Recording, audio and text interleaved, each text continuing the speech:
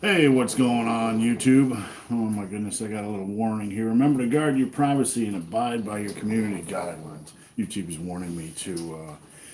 YouTube says, "Welcome to the live chat. Remember to guard your privacy and abide by your community guidelines." Guard your privacy with me, folks. Guard your privacy with me.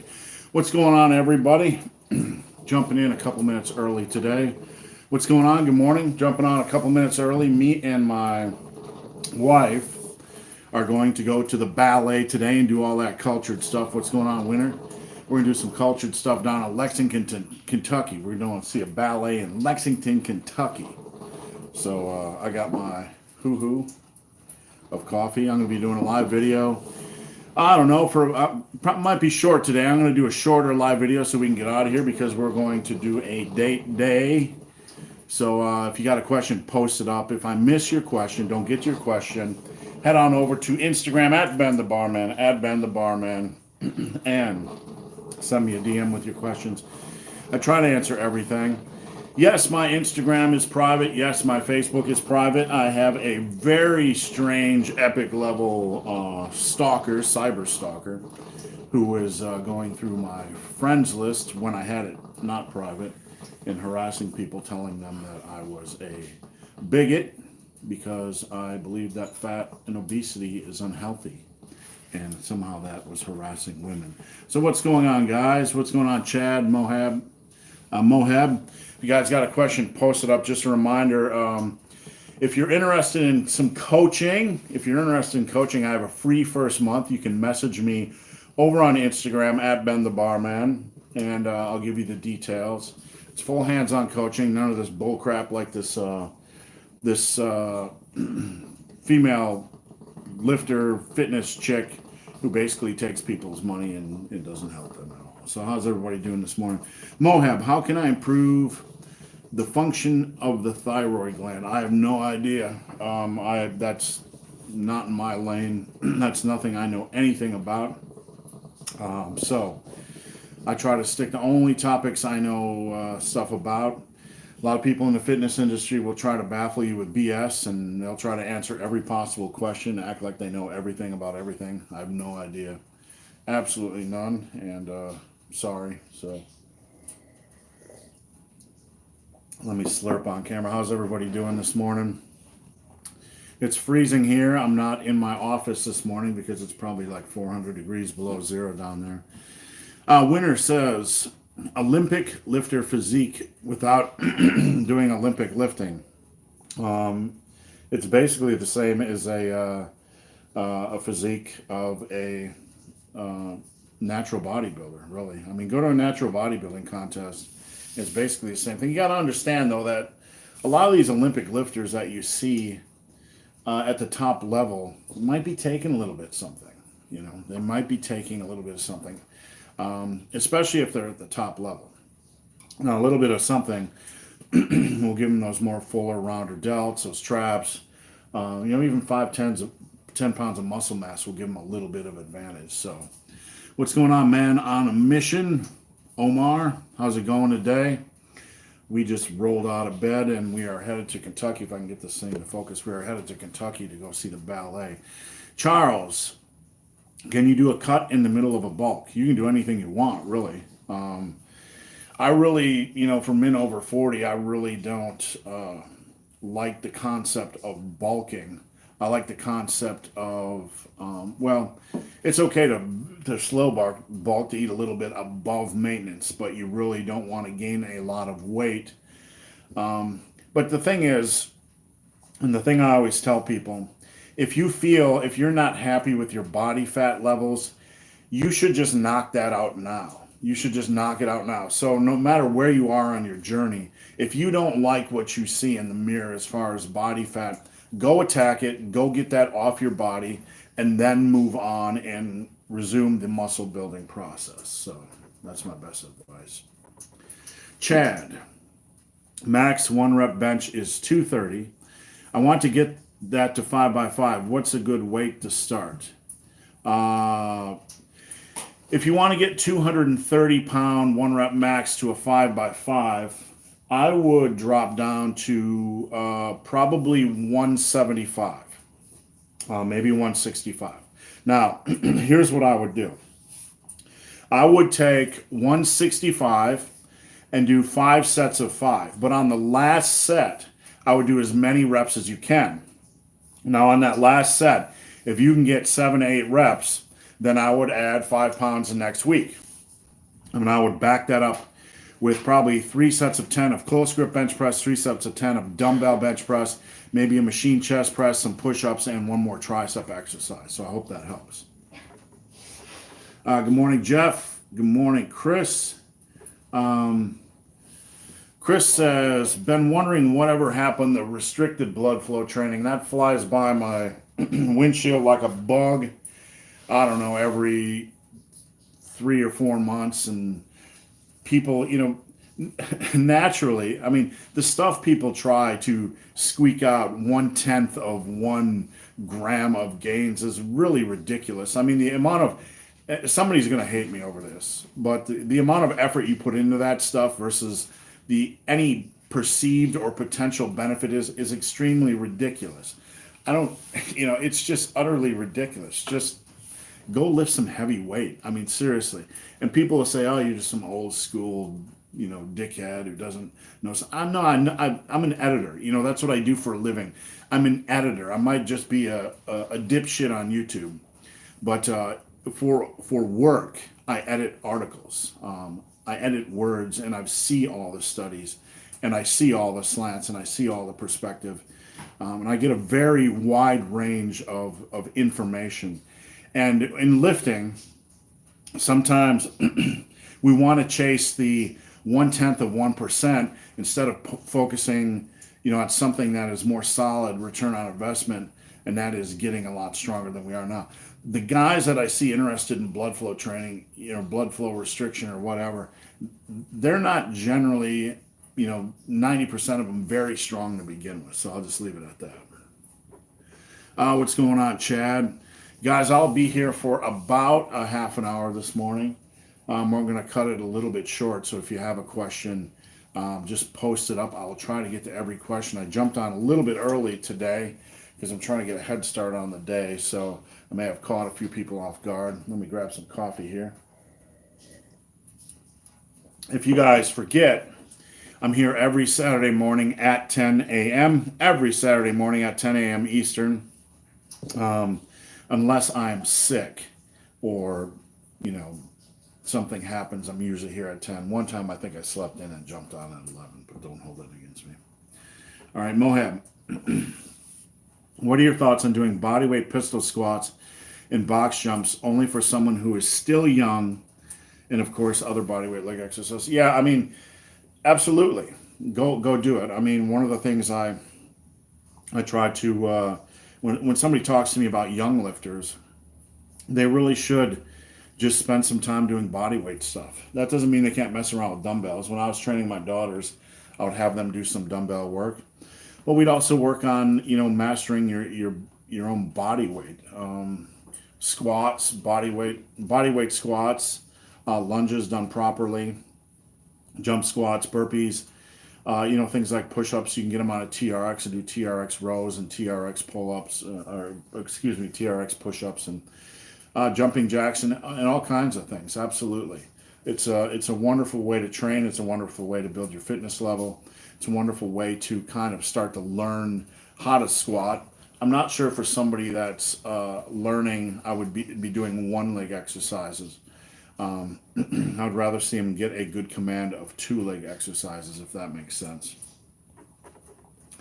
Muhammad, bro, your videos help a lot because sometimes I do need that reality check lifting wise. So thank you and keep up the good work. Thank you, Muhammad. I appreciate that. It's always nice to know that I can get behind this little window and help somebody somehow. So I appreciate that. What's going on, Robert? Robert, I jumped on a little bit earlier today. What's on your mind today, Robert? What are you going to be doing today? Robert is one of the best writers in the industry, someone I consider a friend and maybe even like a little brother. Like a little brother I just want to punch in the shoulder and, annoy sometimes. Just kidding. How's it going, Robert? Lightning, I got your email. It's been a crazy busy week for me, so I'm going to try to get to it tomorrow. Is it okay to bench 2 days in a row or squat 2 days in a row, but different variations? Well, I did an experiment once called the Drunk Russian, where I did variations on each lift 5 days in a row. So I trained chest, legs, everything 5 days in a row. Now here's the thing: I only did a couple sets. Only did a couple sets per body part because you don't want an intense amount of fatigue in that area. And I focused on variations. So I might have done bench press on the days I felt strong, dumbbell bench press, push-ups, whatever. Maybe even close grip bench. So can you do that? Absolutely. Does it have benefit above anything else? Probably not. We really don't know because it's not anything anybody really trains. There can be downsides if you do it wrong. If you overwork movement patterns, you need to be smart about it. You need to not do a lot of daily volume, and you need to just listen to your body. Just listen to your body more than anything. Let's see, Sisyphus. If you squat twice a week using the rep goal system, but that means you increase the weight twice a week if you hit the rep goals both times. Absolutely. Absolutely. You can certainly do that. There's a lot of programs out there where you squat twice a week, and you can do that with the rep goal system. One thing I like to do when I'm programming, and you don't have to do this, is I like to do a more volume day, because you got squats and you got deadlifts mixed in. If you're doing squatting twice a week, you're probably doing upper, lower, or even full body. I like to do more reps one day on squats, meaning 3 sets of 6 to 10, 6 to 12, whatever.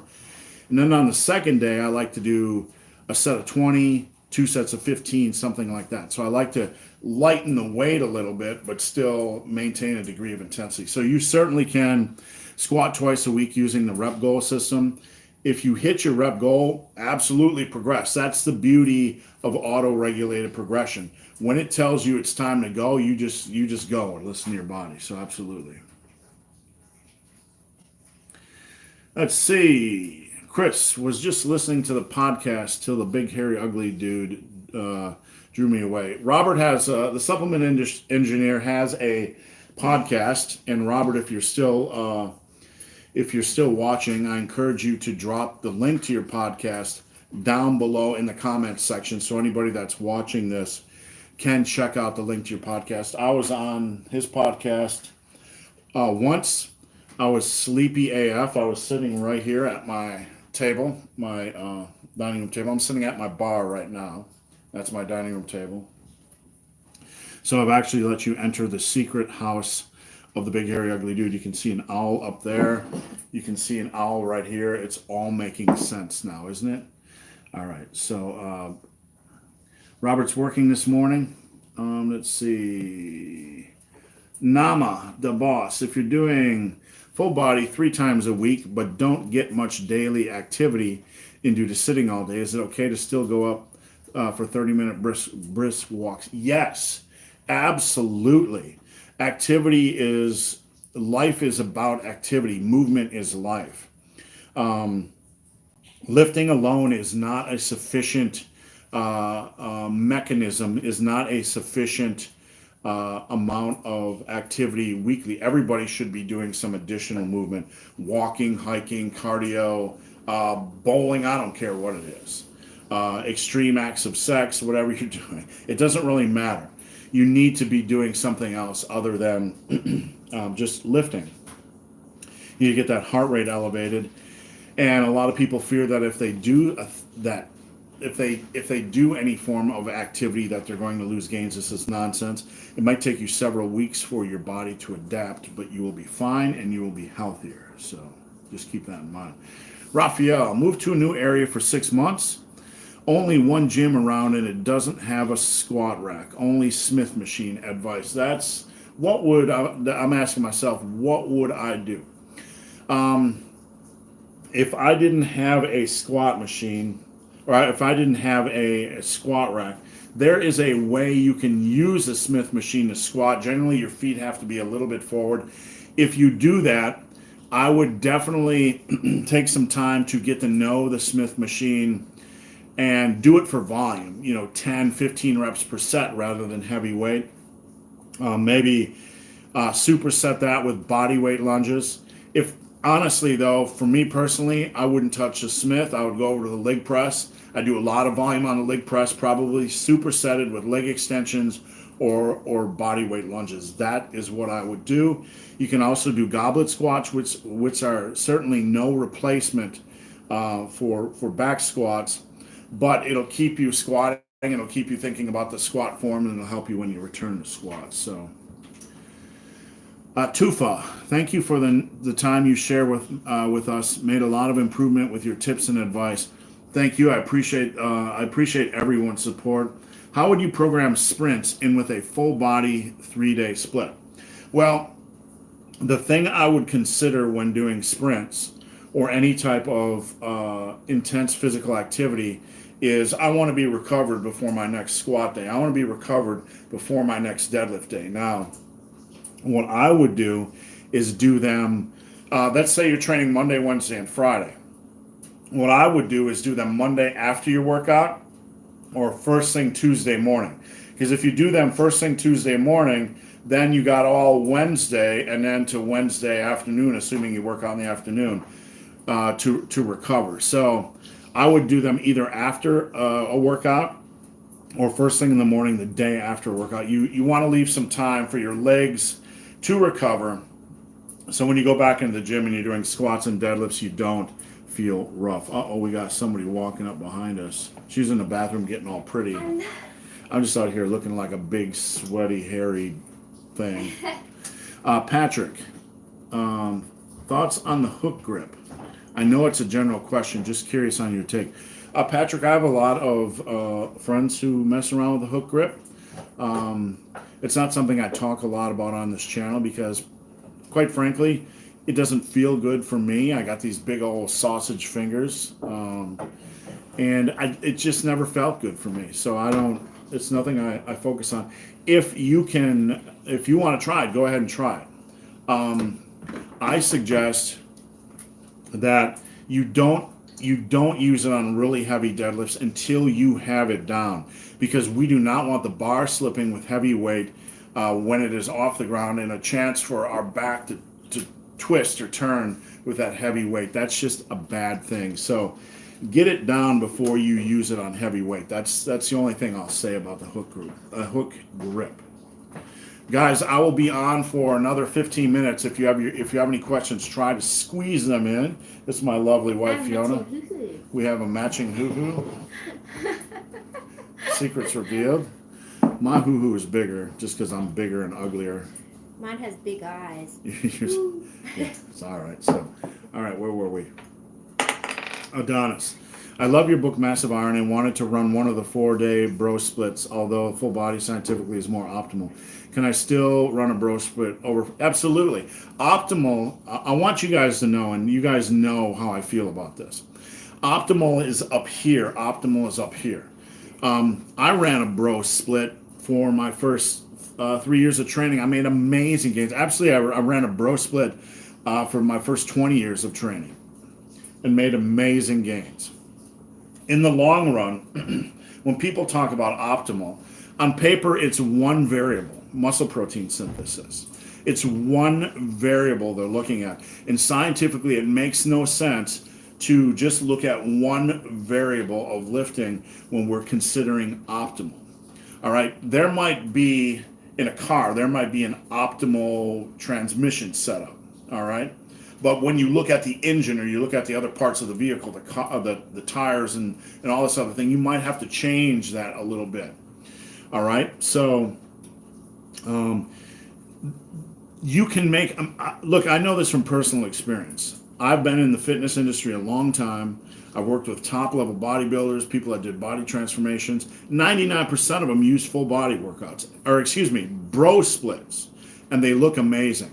So this obsession over optimal, it's that much of a difference over 3 or 4 years. That much of a difference. That's reality. That's a reality. And anybody that tells you differently doesn't really have a broad perspective, doesn't really have a broad base, and hasn't really seen what other people are really doing out there in the gym. So you run it and run it well, and you'll make great gains. Let's see. Milos. Is it fine doing only horizontal push-pull exercises on one upper body day and only vertical on the other? Yeah, that's a good way to program it. If you're going to do an upper-lower split, and here's what he's talking about. The upper body has a couple different pushing, pulling planes. Horizontal press, horizontal pull or row, vertical press, vertical pull or row. So he is asking on day one, can you do like the bench press and the dumbbell row, for example? On the other day, can you do the military press and the lat pull down? Absolutely. One thing I would say is if you're running an upper lower split, on the day you're doing a vertical press where it's more shoulder focused, you probably still want to get some chest exercises in. So it might be a good idea to do either a chest isolation exercise. It might be a good idea to do a lot of pull-ups. So even though you're working your back both days, just understand that the horizontal press and the vertical press have slightly different focuses. One focuses on the shoulders, one focuses on the chest. So it makes more sense on the shoulder-centric day to add a chest-centric movement, and on the chest-centric day to add a shoulder-centric movement. Like I like to do laterals for 50 reps, like rest pause style. So just keep that in mind. HB, let me get some coffee. HB, thoughts on using Olympic shoes for squatting if you have poor ankle mobility? Now, Olympic shoes, they require you to empty this thing, right? They just require you to empty your wallet. So they're not cheap, right? As far as I understand. If you have the money, certainly give them a try. What I would suggest before you go spending money on Olympic shoes is try to find a cheap ghetto variation that has kind of the same heel, kind of the same heel as an Olympic shoe, and maybe just trying that to see if it feels okay, just on some warm-up sets. You know what I'm saying? You might waste $20 at Walmart for a pair of shoes or whatever, but if you're going to elevate your heel at all, you want to make sure before you spend fat stacks that it's worth the investment. So just keep that in mind. Yolan Pinto, what are your thoughts about a thumbless grip when bench pressing? It feels more natural to me. It might feel natural, but you cannot get, it's harder to get that tightness in your upper body, and it's just dangerous. So you have a risk reward. If it feels natural, that's wonderful. There are some things that feel natural to us in the gym that have a potential for danger. I never advocate the thumbless grip. I don't feel you can get the same degree of tightness on the bar and upper body tightness, which is what you want for shoulder health and for performance. That is my opinion, and I believe it greatly increases the risk of injury and just bad things happening. So I will never advocate it on this channel ever, even if some guys like it or disagree. I'll never advocate it. I don't think the risk is worth it. Let's see. Raphael, are cable crunches any good for the core? Absolutely. Cable crunches, if you do them with a rope or whatever, they are probably one of the few crunching exercises I think that are worth it, because you can try to bring your chest to your belly button, your nipples to your belly button when you're crunching. That's kind of how I always envision things when I was doing them. It's a good variation. I would do them for reps. It's one of the few abdominal exercises where you can increase the resistance. So I would get really good on reps and then just slowly increase the resistance. Excuse me. See you later, Chris. Ben on Adventures, what's going on? Ben on Adventures is having breakfast with his family out of state. What state are you in? What's going on, Thaddeus? What kind of brew are you drinking? We brought out this morning the Death Wish coffee. I'm not sponsored by them. It's just in my cupboard. Don't get all excited. It's not a commercial. I just buy stuff occasionally and use it. All right. So that's what we're drinking. Death Wish coffee. Richard, how do the Rep Goal system? I do the Rep Goal system and just wanted to say I appreciate all your info. No dry muscle here. Cheers to you, Richard. Thank you for your support, and I'm glad you have no dry muscle. I was sitting in the back of my wife's office making that video. I don't know if you remember that. I remember that day. Just entertaining myself. I started giggling. John, what's up, Steve? I'm 19 years old and second year of lifting. Technically only doing 1 year so far. You have been a great help. Love your channel. Thank you, John. I appreciate that. That means a lot. When I started, John, I was a 18, 19-year-old like yourself, and lifting just completely changed my life. So whatever you do, just keep moving. Just keep moving, and try not to be like me and have a couple periods in your life where you let things get out of control. Mohab, are you currently following a gluten-free diet? And if so, what is the best carbs that don't spike insulin? I do not specifically follow a gluten-free diet. When we eat, our carb sources are typically oatmeal. Really, our carb sources are only Black oatmeal, rice. black rice, some white rice mixed in with the black rice just to cut the cost, and a lot of veggies. We are heavy veggie eaters. Cauliflower rice, mushrooms, peppers. We're not so much onions because Fiona doesn't like onions. What else do we do? Broccoli. Broccoli. We eat a lot. Asparagus is nice. Asparagus occasionally. We eat a lot of veggies, but our carbs are mainly black rice and oatmeal. And on the weekends, honestly, we let go a little bit. We will have Probably have a tad more Yeah. carbs. we'll on the weekend we allow some freedom with our carb choices. That's probably the only time where we do white flour and white sugar at all. Spider-Man, should I work out if I have a fever? That is a very good question. There are many causes. Fiona's a nurse, and there are many things that can cause a fever: an infection, a virus, dehydration, and probably a myriad of other things. So I'm not a doctor. I cannot tell you, I cannot diagnose you. I cannot speculate on the cause of your fever. What I would suggest, though, is that right now you hydrate, because of fever, your body temperature's up and you're blasting through water. I would ask you to hydrate and get in your electrolytes and probably sit on your ass for a day. Usually you're too weak to do Sit on your ass for a day. If it's a slight fever, I mean, the body fluctuates in temperature slightly. It's very phasic. So a slight temperature, but if it's above a slight temperature, you need to sit for a day. You need to hydrate. You need to get in your electrolytes, and you probably just need to rest and have a lot of sex and eat some tacos. How does any of that help? It doesn't hurt. All right. Raphael, what do you think about Alpha Destiny said in his last video about volume workouts, and that if you feel pain, you should work through it? No. I don't know what he said. So you guys, I can't speak to what he said because this could be out of context.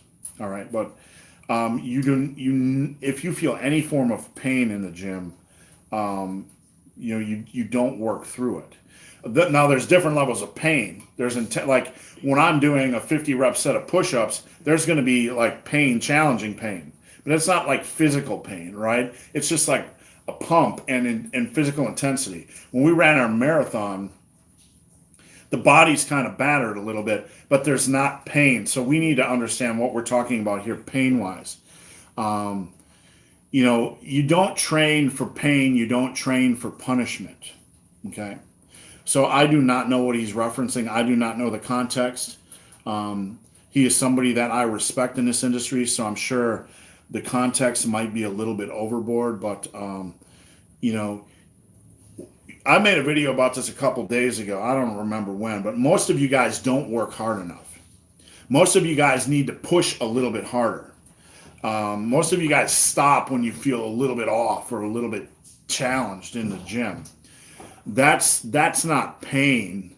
That's being a pussy, and that's a trigger word in our modern landscape. But it doesn't mean vagina. It also means being a wimp. And most people need to be able to push beyond that level. So if that's what he means, I completely agree with him. But you can tell the difference in yourself. Right. Mm. What best ways to increase work capacity? Do more work. I mean, I'm not being facetious and dismissive, but the best way to increase work capacity is slowly over time. And it's going to feel more challenging, but you got to do it. Like when people ask, like, how do you run? How do you increase your work capacity in running?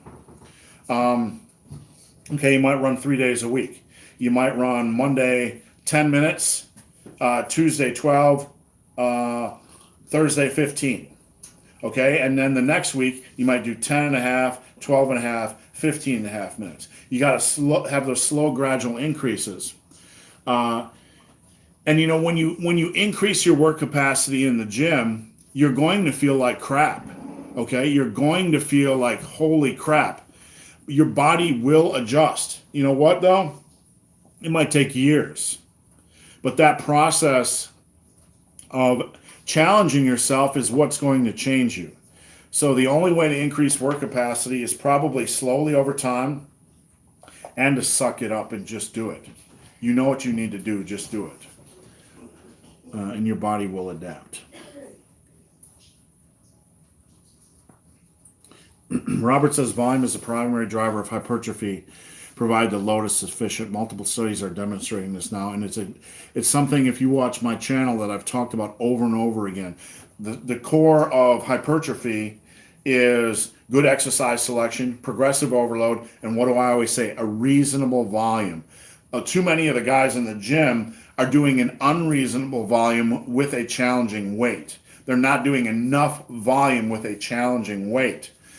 This is tonnage. This is like if you have a hydraulic press pushing on your head, and your body is trying to fight against it to grow. You need a reasonable challenge, and it's one of the things I try to get people to think about is doing a reasonable volume. And in the gym, when I'm training with people or when I'm working with clients, it's the hardest thing for them to adapt to because they're not used to a reasonable volume with a challenging weight. One of the first things I do with everybody I work with is move them to more rep volume with a challenging weight. Let's see. Is Olympic lifting too much technique focus for the performance and aesthetics benefits? Look, Olympic lifting, it's like asking if bowling will give you aesthetics or archery. Olympic lifting is a technical sport. Will it help build muscle? Yes, there's a lot of things that'll help build muscle. But if you're after muscle building, Olympic lifting is not your primary driver. You can have Olympic lifts in there, but you would have to dedicate your life to Olympic lifting and do Olympic lifting variations, and that would be your entire life for a very long period of time. If you do that, you can build muscle, but no one's going to do that other than Olympic lifters. So with that said, add in Olympic lift if you want to try it, but don't fool yourself in thinking you're going to go to a full Olympic program and build muscle. No one does it. It's kind of a silly question, to be honest with you. The Iron Journey, 1984. Is it normal to stall on overhead press for a certain period, say at least 2 to 4 weeks? A 2-week period is not a stall. And when people tell me I'm stalling, I need to look at the program, because if you added 1 rep in a 2 to 4 week period of time, you are not stalling. That's normal intermediate progression. So whenever I get a stall question, when I look at their actual numbers, they are not stalled at all. They just have unrealistic expectations as an intermediate lifter. So I do not know your specific numbers. If you do not feel your progress has moved at all in the overhead press, and I preach this, you need to move to volume. You need to stop doing heavy loads for 3 to 5 reps. I want you to do dumbbell and barbell head press overhead variation each week for 3 to 5 sets of 8 to 10 reps. Try that and try to progress at every possible opportunity. And you will find, in my opinion, that this is a better way to train the delts for size and for strength and for progression. B Rock Rail Fan. I find Skechers are some of the best shoes for training. I know what they are. Never tried them. I'm too old, I think, legally to I wear know what Skechers. they are, but yeah, they're very popular. Raw Rebellion. Arnold recommends 30 sets per workout to stay lean. No, do I? If you want to stay lean, you need to do a reasonable amount of volume so you don't beat up your joints. If you want to stay lean, go hike. I mean, seriously, the amount of calories you burn on a challenging hike. You're out in the sun, vitamin D. You're away from your phone. You get fresh air and peace and calm. It's good for anxiety and depression. Hiking, in my opinion, is the best form of exercise, other than sex. Sex, hiking, and lifting, you are all good. A little bit of beer drinking in there just for balance, because we got to balance our shit out, right? But seriously, when I go hike, when we do an 8-mile hike, I burn like 2,000 calories. It's one day. And it's just good for health. So don't beat up your joints. Over the long run, Arnold's opinion is nonsense. You don't do 30 sets every single day. It'll beat up your body. That's just simply unbalanced nonsense. It sounds good to Arnold. It sounded good at the time, but he was just a kid. Higher or lower reps for legs? For squats, I like 6 to 12 reps, sometimes 15 or 20 thrown in just for fun. It really is exercise dependent, to be honest with you. I don't like going any lower than that. I just don't find value for the average lifter. Leg press, I like 10 to 15 rep sets, maybe 20 rep sets, but it really is very lift dependent. But I don't like low rep sets in general for the average lifter. Raphael, I've been lifting for almost 3 years. Should I consider investing in equipment like a belt or a slingshot? A slingshot is about $50, and it'll last you 15 years. I would get wrist wraps. I would get knee sleeves. I would get a slingshot. A belt. I've had one belt in my life. If you're going to get a belt, you got to make sure you want to get a custom one that fits you, and you want to make sure you're not going to gain weight. You can certainly get a belt if you want to. Just get a good one and spend some money getting a custom one. Tom, what's up, old man? I'm late again. I started early today. Tom, how are you? Lucas, what do you think of cheat meals, carb refeed days during a cut? For some people, for some of my clients, they are magic. There are certain clients that I have that you put them on a steady calorie intake and they can just lose weight like crazy. There are other folks that you need to have a day or two a week where the calories go up a little bit. So as long as your calorie average over the week is where you want it to be, you can certainly try a day or two each week where you increase carbs. Now, I would only have I would have a day where you have a moderate increase in carbs and a day where you have a little bit heavier increase in carbs. And by moderate, it could be 50 grams in a heavier day, maybe 75. Or moderate day, maybe 25 extra grams, which is only 100 calories. I don't know, 50 grams and 75 to 100 grams, something like that. You can certainly try it. Thaddeus says, tell Fiona. Sally says hi. Oh, I'm here. Hi, Sally. Chris, I'm 6 foot 200 and I bench 340. Why am I not huge? What's your arm size, Chris? If it's over 16 inches, you're doing pretty good at that range. The Scottish Mate. What's the fastest way to build your chest up? The fastest way is to come train with me every week. Just lightning fast. Check out my programs. Check out my Power Muscle Burn program over at superlivingtoday.com. Power Muscle Burn, it's only $7.99. Check out my bench press course over at superlivingtoday.com. It's only $7.99. Those are two great courses that'll help you build up your chest. They've got a lot of good chest bench information in them. Is 19 too young to start testosterone? I don't talk about drugs on this channel, and yes, it's absolutely once you start that stuff, you'll never want to stop. And I, you know, But you have naturally a lot of testosterone. you have a lot of testosterone. Don't do it, dude. Don't. Just don't. Alpha Destiny talked about going through the pain when it comes to volume training, high reps. I mean, that's a different type of pain. That's more like a mental pain, like a fatigue, or like when you want to quit. It's not like a sharp physical pain or muscle. I mean, the muscles might be pumped. Yeah, that's a muscle pump pain. That's you can certainly fight through that. He's not talking about physical pain. I'm trying to get better conditioned on a bulk. How much more do I need to eat to make up for the 35 to 40 minutes of morning cardio? It depends on the scale, really. Everybody should be doing cardio each day. So, I need to know more about your diet, to be honest with you. I need to know more about your existing muscle size. Probably a couple hundred calories a day if you're doing a lot of cardio. But that's as long as the scale is doing what you want it to do. Do you think the decline bench press will help flat bench? It can. It certainly can. It's more tricep centric. So it certainly can. What do you think of behind the back deadlifts? I've tried them. I do not like them. I don't think they have any value other than, hey, let's try this exercise and see if it's fun. But as far as value in a program, no, and somebody's going to get triggered. But there's a lot of exercise variations out there, and that's just simply not an exercise that provides really any value other than this trying it.